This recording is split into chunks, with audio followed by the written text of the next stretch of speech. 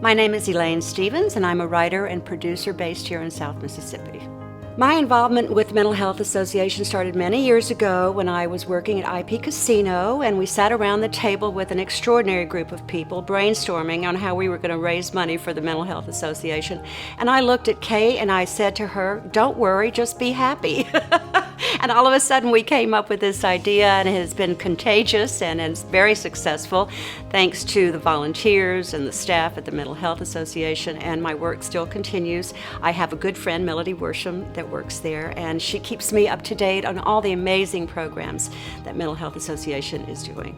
There are children that are depressed. There are people that suffer great losses. We go through a tremendous amount of stresses in our lives daily, and the value of mental health support is what I think the Mental Health Association does so fantastically. I've worked in the youth court system with juvenile justice victims and social justice in that arena, and I have noticed that some of the girls have never had that kind of support when they're depressed, when they're out on the street, when the young teenagers have been runaways for most of their young lives. You know, those kinds of unsettling and unstabilizing factors are key to solid mental health.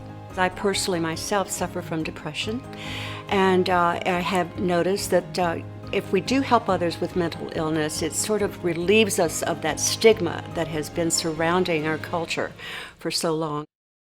My name is Jamie Bates. I'm a Gulf Coast photographer based in Gulfport. My past involvement in the Mental Health Association of South Mississippi has primarily been through connecting homeless individuals with the services provided.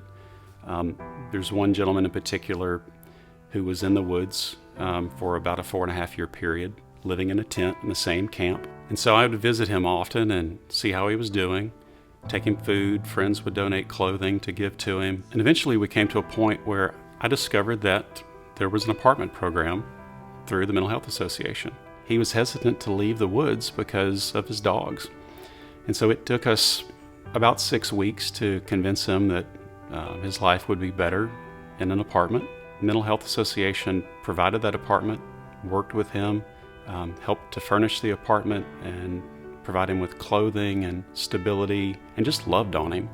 And he today is still living in an apartment. He's not going back to the woods, and he's living a better life. I've been helping with homeless on the Mississippi Gulf Coast since I moved here in July of '99. I feel drawn to help others because I feel that we are called by God to do that. If we have the means to help, if we have the time to help, if we have the resources to help, why wouldn't we help? There are so many people who need us. They don't have a network. They don't have a support system. They don't have the finances. Perhaps they don't have the capacity to survive in life day to day as most of us do. And so they need us.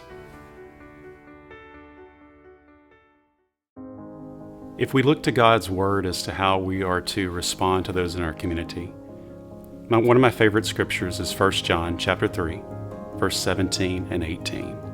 If anyone has material possessions and sees a brother or sister in need, but has no pity on them, how can the love of God be in that person? Dear children, let us not love with words or speech, but with actions and in truth.